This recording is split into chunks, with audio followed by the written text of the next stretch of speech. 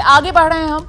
अब बात कर लेते हैं जरा चंद्रयान 3 की, जिसके चांद पर उतरने का काउंटडाउन शुरू हो चुका है। सिर्फ 2 दिन का इंतजार और 2 दिन बाद हिंदुस्तान चांद पर जय हिंद की गर्जना होगी, क्योंकि चांद के दक्षिणी ध्रुव पर उतरने वाला यह पहला स्पेसक्राफ्ट होगा। और इस बीच लैंडिंग से पहले चांद की वो तस्वीरें भी सामने आई हैं जिन्हें लैंडर विक्रम ने खींचा है।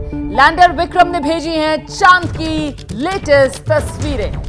बेहद खूबसूरत ये तस्वीरें हैं। लैंडर में लगे LHDA कैमरे ने ये तस्वीरें खींची हैं। सेफ लैंडिंग एरिया ढूंढने में एक तरीके से मददगार ये तस्वीरें। LHDA कैमरा इस वक्त चांद और लैंडर के बीच न्यूनतम दूरी सिर्फ 25 किलोमीटर की रह गई है और उसी दूरी पर यह तस्वीरें क्लिक करने का काम जारी है।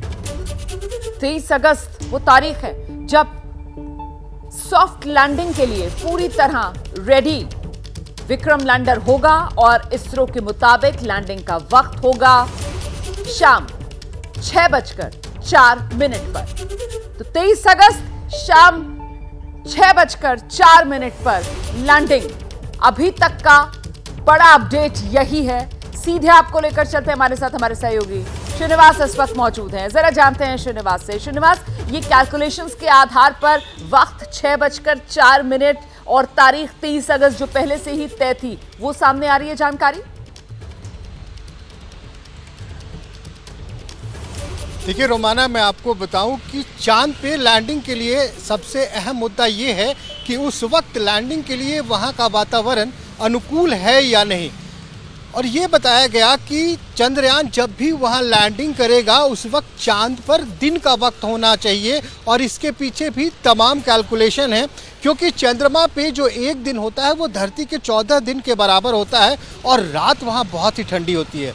रात में तापमान तकरीबन 0 से 180 डिग्री नीचे तक चला जाता है।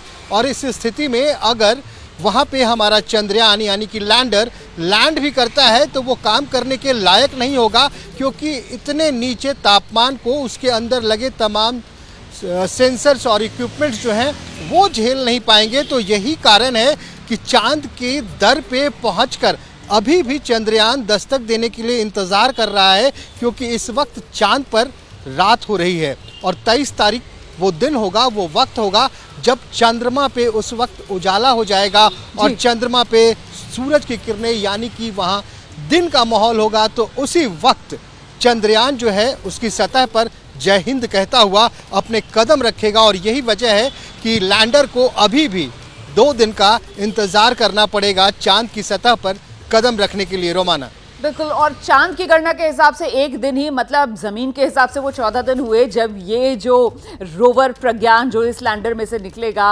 और फिर वो अशोक स्तंभ और जय हिंद करते हुए जिस तरीके से चांद की सतह पर आगे बढ़ेगा वो काम कर पाएगा। लेकिन मेरा सवाल ये था कि जिस तरीके से पहले ये एक टाइम फ्रेम सामने निकल कर आया था कि साहब 23 अगस्त को 5:45 के आसपास ये विक्रम लैंडर जो है वो चांद की सतह पर लैंड करेगा, अब इसमें थोड़ी तब्दीली नजर आ रही है। अभी का जो अपडेट है वो 6:04 वाला समय सामने निकल कर आया है। तो इतनी माइन्यूट ये जो डिटेलिंग की जा रही है, इसका आधार क्या है? ये कुछ जानकारी मिल पा रही है? देखिए रोमाना, मैं आपको बताऊं, पहले भी जो वक्त दिया गया था, एक तो वक्त पहले बताया गया था 5:37, फिर एक चेंज आया था, बताया गया था कि 5:30 बजे से लेकर शाम के 6:30 बजे के बीच चंद्रयान लैंड करेगा। इसके पीछे की भी वजह है, गति को नियंत्रित करना है, इसलिए इस बार कोई चूक ना हो जाए, इसलिए हर माइन्यूट चीज पर ध्यान दिया जा रहा है। और सबसे अहम बात यह है कि अगर इस दूरी के बाद जब एक बार चंद्रयान यहाँ की लैंडर चांद की तरफ उतरना स्टार्ट करेगा तो फिर नीचे के ट्रैकिंग सेंटर के कमांड के बस में कुछ नहीं रह पाएगा, क्योंकि सारी चीज जो है उसमें लगे सॉफ्टवेयर में पहले से ही प्रोग्राम किया गया है। बहुत शुक्रिया श्रीनिवास इस तमाम जानकारी के लिए। तो बस 2 दिन का इंतजार और 23 अगस्त शाम 6:04 जब ये विक्रम लैंडर चांद की सतह पर सॉफ्ट लैंडिंग करेगा। पत्रकारिता कोई इमोशन नहीं है, ना अपना कोई ज्ञान देना है और ना कोई विचार थोपना है। पत्रकारिता क्या है?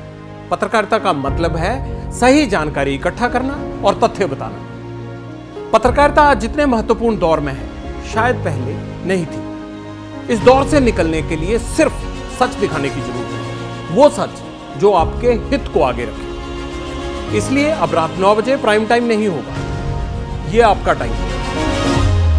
जगविंदर पटियाल के साथ देखिए पब्लिक इंटरेस्ट सोमवार से शुक्रवार रात 9 बजे सिर्फ एबीपी न्यूज पर। एबीपी न्यूज आपको रखे आगे।